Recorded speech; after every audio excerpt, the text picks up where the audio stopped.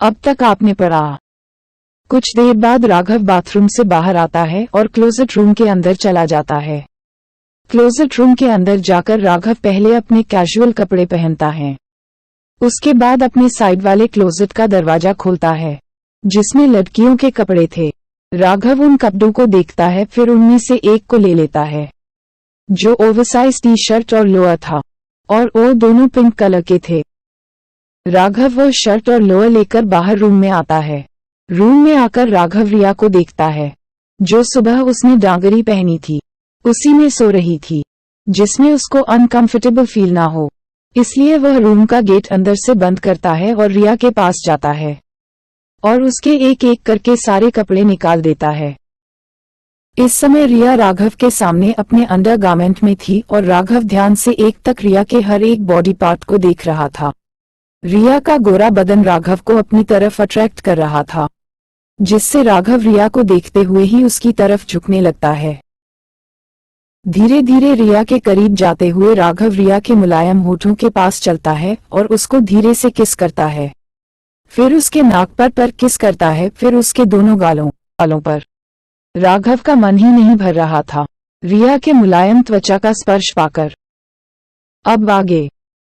फिर राघव किसी तरह अपने इमोशन को कंट्रोल करता है और रिया को टी शर्ट और लोअर पहनता है और एक नजर रिया को देखता है जो उस पिंक कलर के टी शर्ट और लोअर में एकदम किसी बच्चे की तरह लग रही थी, जिससे राघव को रिया पर बहुत प्यार आता है, लेकिन उसके चेहरे से कुछ जाहिर नहीं हो रहा था। बस उसकी आंखों में ही उसके इमोशन दिख रहे थे। रिया को देखते हुए ही राघव बेड के दूसरे साइड आता है और रिया के बगल में लेट जाता है। फिर रिया को एकटक देखने लगता है। जब राघव को इससे भी संतुष्टि नहीं मिलती है तो वह रिया को उठाकर अपने ऊपर सुला लेता है, जिससे रिया की बॉडी पूरा राघव के ऊपर आ जाती है और रिया का सर राघव के सीने पर होता है, जिससे राघव को काफी अच्छा लगता है और वह इसी तरफ रिया को अपने ऊपर सुलाए ही उसको अपने एक हाथ से पकड़ लेता है और दूसरे हाथ से थपकी देने लगता है। कुछ देर राघव रिया को ऐसे ही थपकी देता है, फिर उसे भी नींद आ जाती है और वह भी रिया को पकड़े हुए ही नींद की आगोश में चला जाता है। धीरे धीरे करके ऐसे ही शाम हो जाती है और नीचे लिविंग रूम में शनि, निखिल, रवि, परी, प्रिया, अमित, रोनी और राहुल सभी लोग बैठे हुए थे और एक तक सेकंड फ्लोर को देख रहे थे जहां राघव का रूम था। तभी राहुल चीरते हुए बोलता है, अरे यार इतना टाइम हो गया, डेविल अभी तक नीचे नहीं आया। उसकी बात सुनकर परी फटाक से बोलती है, अरे राहुल भाई आपको आए हुए तो अभी आधा घंटा ही हुआ है, आप अभी से इतने चिड़चिड़े हो रहे हो और हम लोग तो दोपहर से ही उस डेविल मीम भाई का इंतजार कर रहे हैं, लेकिन भाई अभी तक नहीं आए। ऊपर से रिया भी भाई के साथ ही है, पता नहीं भाई इतनी देर ऊपर रिया के साथ क्या कर रहे हैं। परी की बात सुनकर अमित चढ़ते हुए बोलता है, तुम ही लोगों ने हमें नहीं बताया कि रिया के साथ ये सब हो गया है, वरना हम लोग और पहले ही आ जाते। उसकी बात सुनकर रवि बोलता है, बॉस का ऑर्डर था कि किसी को डिस्टर्ब न करे, इसलिए मैंने सबको मना कर दिया था। रवि की बात सुनकर अमित मुंह बनता है, लेकिन कहता कुछ नहीं है। फिर रोनी बोलता है, क्या हमें बॉस को देखने ऊपर जाना चाहिए, क्योंकि टाइम बहुत ज्यादा हो गया है। वह लोग दोपहर से ही ऊपर है और अभी रात के 10 बजने वाले हैं। रोनी की बात सबको सही लगती है और सभी लोग हाँ में अपना सर हिलाते हैं। तभी राहुल रोनी को चढ़ाते हुए बोलता है, हमारे सिक्योरिटी का ख्याल रखते रखते तुम कितने स्मार्ट हो गए हो, बिल्कुल मेरी तरह। उसकी बात सुनकर रोनी बुरा सा मुंह बनता है और राहुल को देखने लगता है, जैसे राहुल को बोलना चाह रहा हूं कि यह बात कौन बोल रहा है।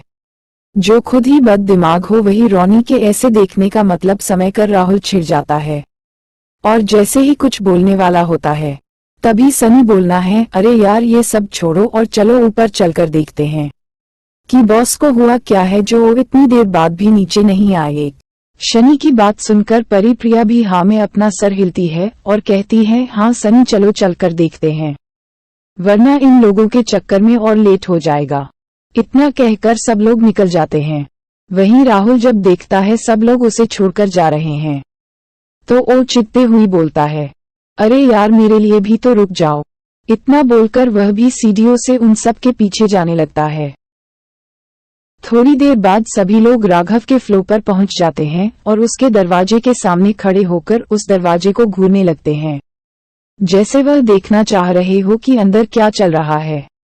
उसको ऐसे दरवाजे को घूरता देख पीछे से आ रहा राहुल बोलता है, अरे यार तुम लोग घूर क्यों रहे हो, जल्दी से दरवाजा खटखटाओ। उसकी ऐसी बातें सुनकर सभी लोगों उसे ऐसे देखने लगते हैं जैसे किसी पागल को देख रहे हो। राहुल की ऐसी बात सुनकर अमित राहुल से कहता है, हाँ राहुल भाई, हम लोग आप ही का इंतजार कर रहे थे कि आप आएंगे तभी गेट खटखटाएंगे। उसकी ऐसी बात सुनकर राहुल कहता है, मुझे मरने का कोई शौक नहीं है, तुम ही लोग उस डेविल का गेट खटखटाओ। उसकी ऐसी बात सुनकर रवि धीरे से करता है, तो हम लोगों क्या मरने के लिए उस डेविल का जाकर गेट खटखटाएंगे।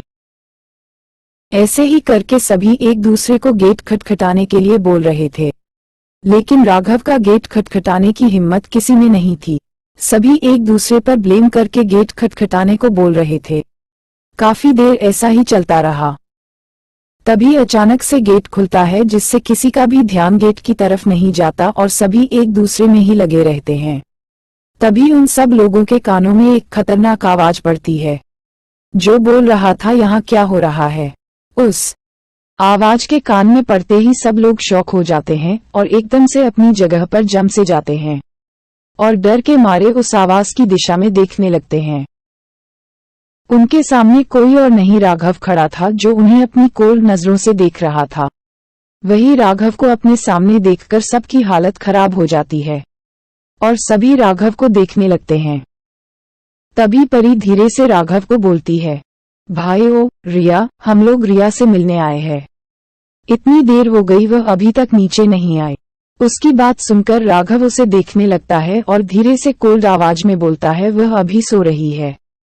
उसकी बात सुनकर प्रिया धीरे से डरते हुए बोलती है, भाई इतनी देर हो गई, इतनी देर से रिया सो रही है, क्या उसे कुछ हो गया है। प्रिया की बात सुनकर सभी हाँ में अपना सर हिलाते हैं। फिर निखिल कहता है, हाँ भाई, दोपहर से ही रिया सो रही है और तक नहीं उठी है। रात के 10 बजने वाले हैं, लेकिन रिया का अभी तक भी ना उठना, कुछ तो गड़बड़ है। निखिल की ऐसी बात सुनकर राघव भी सोच में पड़ जाता है। फिर कुछ सोचकर राघव गेट पर से हट जाता है और रूम के अंदर चला जाता है। वही राघव के रूम के गेट से हटते ही सभी लोग राघव के रूम से घुस जाते हैं, क्योंकि राघव के ऐसे रूम के अंदर जाते ही सभी लोग राघव का मतलब समझ जाते हैं और रूम के अंदर दाखिल होते हैं।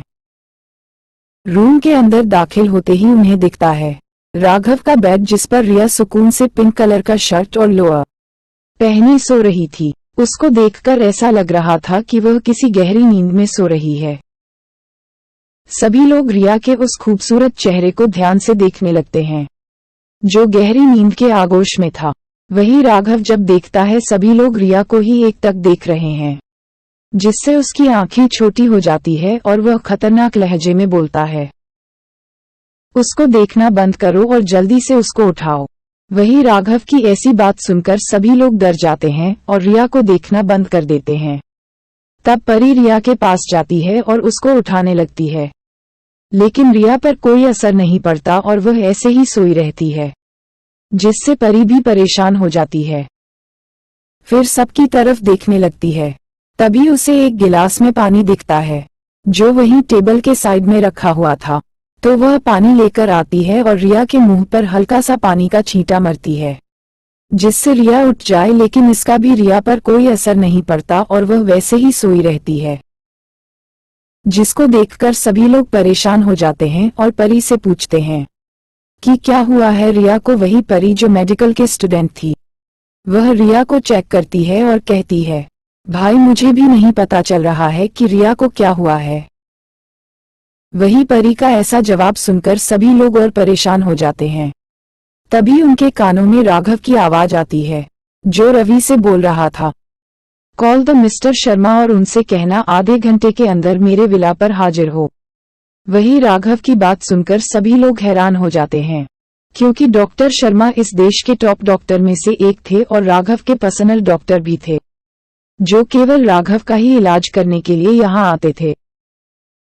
वही राघव की बात सुनकर रवि अपने काम पर लग जाता है और जल्दी से मिस्टर शर्मा को फोन करता है। वहीं दूसरी तरफ मिस्टर शर्मा को जैसे ही रवि का कॉल आता है, वह तुरंत अपने हॉस्पिटल से निकल जाते हैं राघव के विला की ओर। कुछ देर में डॉक्टर शर्मा राघव के विला के सामने खड़े थे। डॉक्टर शर्मा दिखने में किसी 40 या 45 साल के इंसान जैसे लग रहे थे, लेकिन उनकी असली उम्र 50 की थी। वह अपने आप को काफी अच्छी तरह से मेंटेन किए हुए थे, जिससे उनकी उम्र उनकी एज से कम दिखती है। वही डॉक्टर शर्मा राघव के विला के गेट के सामने आते हैं तो देखते हैं रवि उनका वहां खड़ा पहले से ही इंतजार कर रहा है। तो वह जल्दी से रवि के पास जाते हैं और पूछते हैं कि क्या हुआ है। वही रवि जब डॉक्टर शर्मा को देखता है और उनकी बात सुनता है, तो वह डॉक्टर शर्मा को सारी बात बता देता है, जिसे सुनकर डॉक्टर शर्मा भी शॉक में चले जाते हैं कि राघव किसी लड़की के लिए ऐसा भी कुछ कर सकता है।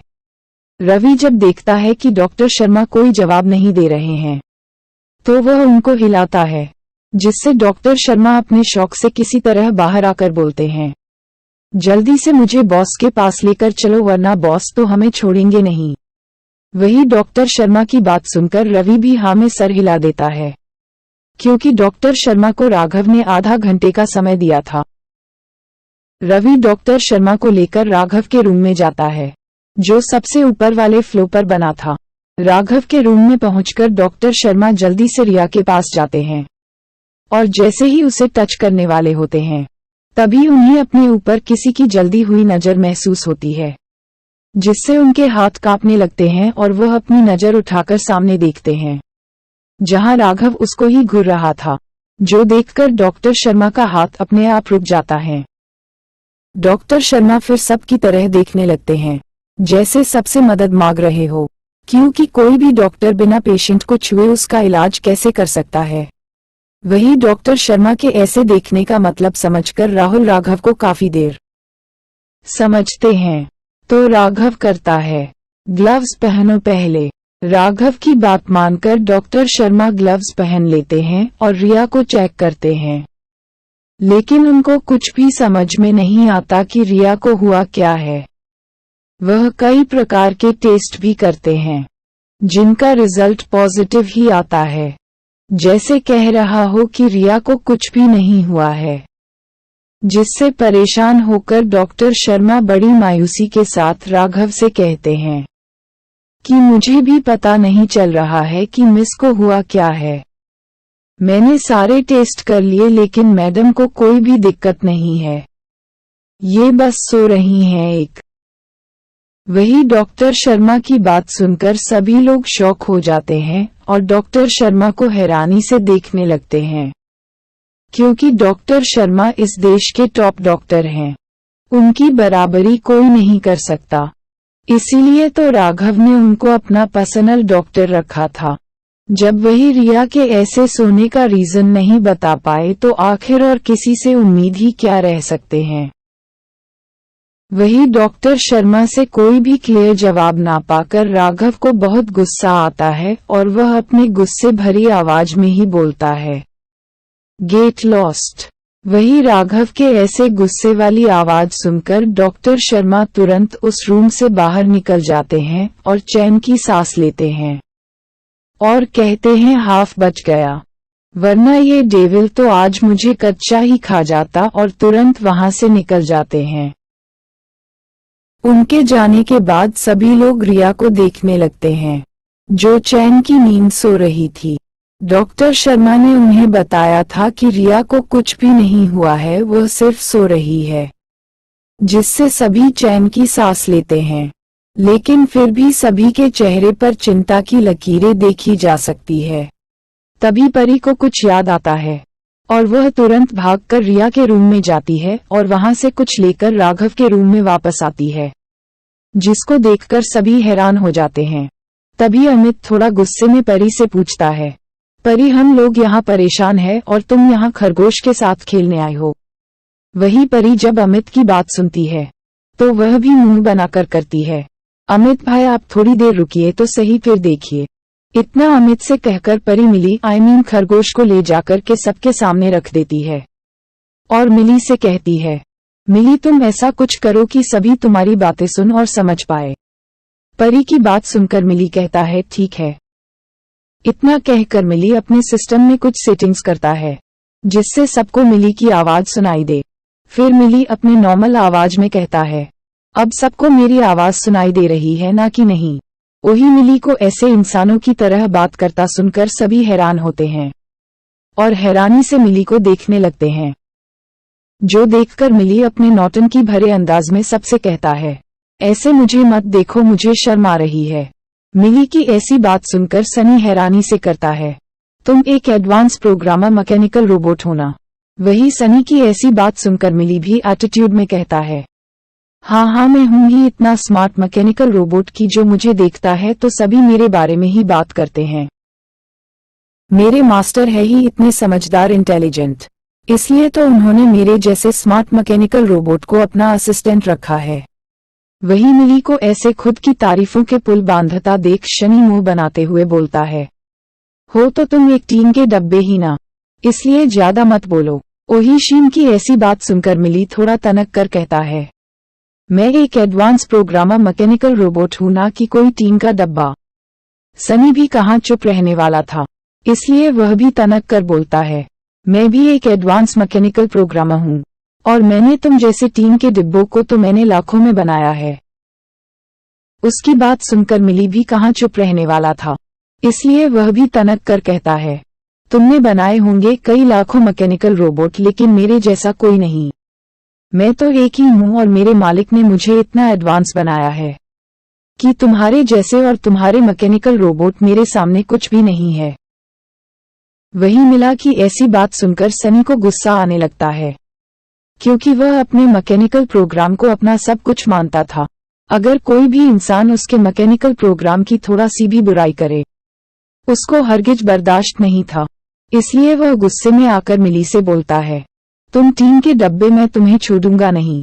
इतना मिली से कहकर गुस्से में उसकी तरफ बढ़ने वाला ही होता है, तभी उसके कानों में एक रौबदार आवाज सुनाई देती है, जिससे वह जहां खड़ा था वहीं पर ही खड़ा हो गया और धीरे धीरे कांपने लगा, क्योंकि यह आवाज किसी और की नहीं राघव की थी, जो अपने गुस्से वाली नजरों से उन दोनों को घूर रहा था और उन सब की बकवास सुन रहा था। राघव अपनी गुस्से वाली लेकिन खतरनाक आवाज में कहता है, तुम दोनों अपनी बकवास बंद करो और तुम मिली की तरफ इशारा करके जल्दी बताओ रिया को हुआ क्या है, नहीं तो मुझसे बुरा कोई नहीं होगा। वही राघव के ऐसे बोलने से मिली भी डर जाता है। एक रोबोट होने के बावजूद भी उसको राघव से डर लग रहा था और वह डरते हुए ही राघव को रिया की ऐसी कंडीशन के बारे में बताने लगता है। मिली राघव को बताता है, रिया को इमोशन सिकनेस की बीमारी है, जिसमें रिया अपने ज्यादा इमोशंस को नहीं जानती है कि उसे कैसे कंट्रोल किया जाता है और उस पर कंट्रोल न कर पाने की वजह से वो ऐसे ही गहरी नींद में चली जाती है। फिर कुछ दिन, हफ्ते या महीने में वह अपने आप होश में आ जाती है। रिया को अभी 3 बार हो गया है ऐसे ही अपने इमोशंस पर कंट्रोल न कर पाने की वजह से वो सो गई थी और उनको एक बार तो सोते सोते 1 महीना भी हो गया था। फिर 1 महीने बाद उनको जाकर होश आया और वो नींद से उठी। इस बार भी लगता है मास्टर ने अपने इमोशंस को कंट्रोल नहीं किया, उनके साथ जरूर कुछ हुआ होगा, इसलिए वह ऐसे सो रही है। अब देखते हैं कि मास्टर को कब होश आता है। वहीं मिली की बात सुनकर सबको हैरानी होती है और सब लोग हैरानी से कभी मिली को देखते हैं तो कभी रिया को। वहीं राहुल जब अपने इमोशंस पर कंट्रोल नहीं कर पाता तो वह मिली से पूछता है, क्या ऐसी भी कोई बीमारी हो सकती है? तो मिली कहता है, हाँ, इस दुनिया में करोड़ों बीमारियां होती है जो इंसान को पता भी नहीं होता, लेकिन वह सारी बीमारियां इस दुनिया में एग्जिस्ट करती हैं। वही मिली की बात सबको सही लगती है और सभी लोग हाँ में अपना सर हिलाते हैं। तो परी मिली से पूछती है, मिली, रिया को कब तक होश आ सकता है? परी की बात सुनकर मिली जवाब देते हुए कहता है, अगर रिया अपने इमोशंस को जल्दी कंट्रोल कर लेगी तो उसको जल्दी ही होश आ जाएगा। अगर वो अपने इमोशंस पर कंट्रोल नहीं कर पाए तो उसको होश नहीं आएगा, और वह जब अपने इमोशंस पर कंट्रोल कर लेगी तो उसको होश आ जाएगा। वही मिली की बात सुनकर सभी लोग हैरानी में ही अपना सर हाँ में हिलते हैं। तभी सभी के कानों में राघव की आवाज सुनाई देती है, जो बोल रहा था, गेट लॉस्ट। वहीं राघव की आवाज सुनते ही सभी लोग धीरे धीरे करके राघव के रूम से चले जाते हैं। नीचे डाइनिंग टेबल पर नाश्ता करते हैं। फिर सभी लोग धीरे धीरे करके अपने रूम में चले जाते हैं। रात का डिनर करके सभी लोग अपने कमरे की ओर निकल जाते हैं सोने के लिए। वहीं दूसरी तरफ रिया अभी भी राघव के कमरे में ही थी। राघव उसको बड़े ध्यान से देख रहा था, जैसे कुछ सोच रहा हो। कुछ देर ऐसे ही रिया को देखने के बाद राघव अपने रूम से अटैच स्टडी रूम में चला जाता है और वहां बैठकर अपने ऑफिस का काम करने लगता है, जो आज वह ऑफिस में छोड़ कर आया था रिया की वजह से। वही दूसरी तरफ मिली रिया के रूम में था और कुछ सोच रहा था। फिर कुछ सोचते हुए ही अपने आप से नौटंकी भरे अंदाज में बोलता है, मेरी मासूम और इंटेलिजेंट मास्टर उस डेविल के साथ उसी के रूम में है। अगर वह डेविल मेरे मास्टर को कुछ कर देगा तो मेरा क्या होगा? मैं कहाँ जाऊंगा? इस अकेले दुनिया में मेरा मास्टर के सिवा कोई नहीं है। हाय रे मेरी फूटी किस्मत, मेरे मास्टर भी अब उस डेविल के पास है और वह डेविल तो मुझे मेरे मास्टर से मिलने भी नहीं दे रहा है। इतना सब सोचकर मिली उदास हो जाता है। फिर उसे कुछ याद आता है कि जब वह राघव के रूम में था और राघव ने उसको बोला था कि रिया के बारे में बताएं, तो उसको राघव के अंदर से एक अजीब सा ऑरा महसूस हुआ था, जिससे उसको अपने अंदर डर की लकीर महसूस हुई थी। वह एक रोबोट होने के बावजूद भी एक इंसान से डर रहा था। ये किसी अजूबे से काम नहीं था और यह सब सोचते हुए मिली अपने आप से कहता है, मुझे अपने मास्टर से इस बारे में बात करनी चाहिए कि आखिर उस डेविल के पास ऐसा क्या है जो मेरे एक रोबोट होने के बावजूद भी मुझे उससे डर लग रहा था कि अगर मैंने उसकी बात न मानी तो वह मुझे किसी भी पल डिस्ट्रॉय कर देगा। ये सब मिली सोच ही रहा था कि फिर वह अपने आप से ही कहता है, मेरे मास्टर तो अभी सो रहे हैं, पता नहीं कब वो नींद से उठेंगे। इतना सब मिली खुद से कहकर अपने रेस्ट बटन को दबा देता है, जिससे उसका सिस्टम रेस्ट पर सेट हो जाता है और वह एक जगह जाकर खड़ा हो जाता है जहां पर रिया ने पहले ही मिली के रेस्ट करने के लिए एक जगह बनाई थी। वहीं दूसरी ओर राघव के विला के दूसरे साइड कुछ लोग जाते हुए दिखाई देते हैं, जो पूरी तरह से ब्लैक कपड़ों में कवर थे। उनको इस ब्लैक कपड़ों में किसी का भी उनको पहचानना इम्पॉसिबल, दो आईक्यू की उनके शरीर का कोई भी अंग उस कपड़े में देख नहीं रहा था सिवाय उनकी आंखें। वह सब छुपते हुए एक रूम के सामने खड़ा हो जाते हैं। फिर धीरे से उस रूम का दरवाजा खोलकर उस रूम में अंदर चले जाते हैं। वह सब अंदर जाकर देखते हैं कि वहां पर कुछ लोग पहले से ही बैठे हुए हैं, तो वह लोग भी जाकर उनके बगल में टेबल पर बैठ जाते हैं। तभी उनमें से एक लड़की जो वहां पर पहले से ही बैठी थी, वह अपनी नाखुशी वाली आवाज में बोलते हैं, आप लोगों को इतना देर कैसे हो गया? हम सब आप लोगों का कब से इंतजार कर रहे हैं। वही उस लड़की की बात सुनकर जो अभी आए हुए थे, उनमें से एक लड़का बोलता है, वह एक इम्पोर्टेंट कॉल आ गया था इसीलिए लेट हो गया। उसकी बात सुनकर वह लड़की मुंह बनती है, फिर अपना सर हाँ में हिलाती है। फिर सभी लोग अपने अपने सर से अपना वह नकाब उठाते हैं, जिससे सभी लोगों का सुंदर चेहरा हमें दिखाई देने लगता है। जी हाँ, ये लोग कोई और नहीं परिप्रिया, अमित, रवि, राहुल, रोनी, शनि और निखिल थे, जो यहाँ पर एक साथ इकट्ठा हुए थे। उन सबके बीच बैठा अमित जब देखता है कोई कुछ बोल नहीं रहा है, बस संति से एक दूसरे का मुंह देख रहे हैं, तो वह बोलना स्टार्ट करते हुए कहता है, बड़े भाई इंडिया वापस आ गए हैं, इसलिए मैं सोच रहा हूँ कि उनके आने की खुशी में पार्टी रखा जाए, तो क्या सोचते हो तुम लोग? एक वही अमित की बात सुनकर परी उछलते हुए बोलती है, क्या भाई आ गए? कब? उन्होंने तो मुझे बताया भी नहीं कि वह इंडिया वापस आ रहे हैं। वही अमित जब परी की बात सुनता है तो वह भी बोलता है, मुझे भी आज सुबह ही पता चला कि बड़े भाई इंडिया वापस आ गए। वह भी अपने सीक्रेट बॉडीगार्ड से पता चल रहा है, वरना तो बड़े भाई हम लोगों को तो भाई कुछ बताते ही नहीं है। वही अमित की बात सुनकर सभी लोग हाँ में अपना सर हिलाते हैं। तो फिर राहुल पूछता है, क्या प्लान है, कैसे पार्टी रखा जाए? क्योंकि जहां तक मैंने सुना और देखा है, भाई को इंडिया आए हुए लगभग 1 साल हो गए हैं, वह 1 साल से विदेश में ही है। राहुल की बात सुनकर अमित हाँ में अपना सर हिलता है और कहता है, हाँ तुम सही बोल रहे हो, और पार्टी की चिंता तुम मत करो, क्योंकि पार्टी का सारा काम मैंने पहले ही अरेंज करवा दिया है। बस कल शाम को 4 बजे किसी भी तरह भाई को पार्टी में लेकर आना है। उसकी बात सुनकर सनी कहता है, इसकी चिंता तो तुम मत करो, यह मेरे बाएं हाथ का खेल है। शनि की बात सुनकर सभी लोग उसे देखने लगते हैं, फिर अपना सरनामे हिलाते हैं, जैसे कह रहे हो कि इसका कुछ नहीं हो सकता। फिर अमित आगे बोलते हुए सबसे कहता है, अच्छा छोड़ो ये सब कैसे भी करके मैनेज हो जाएगा, लेकिन पहले मेरी बात सुनो कि डेविल भाई को पार्टी में कैसे लेकर जाया जाए। अमित की बात सुनकर सभी लोग रवि को देखने लगते हैं, जैसे एक वही ऐसा इंसान हो जो डेविल को उस पार्टी में ला सकता है। वही रवि जब देखा है कि सभी लोग उसकी तरफ कैसे देख रहे हैं, तो वह भी सकपका जाता है और कहता है, मुझे मरने का कोई शौक नहीं है। अगर मैंने उसे डेविल के पास जाकर थोड़ा सा भी कुछ कहा और वह डेविल मुझ पर भड़क गया तो मेरी तो खैर नहीं।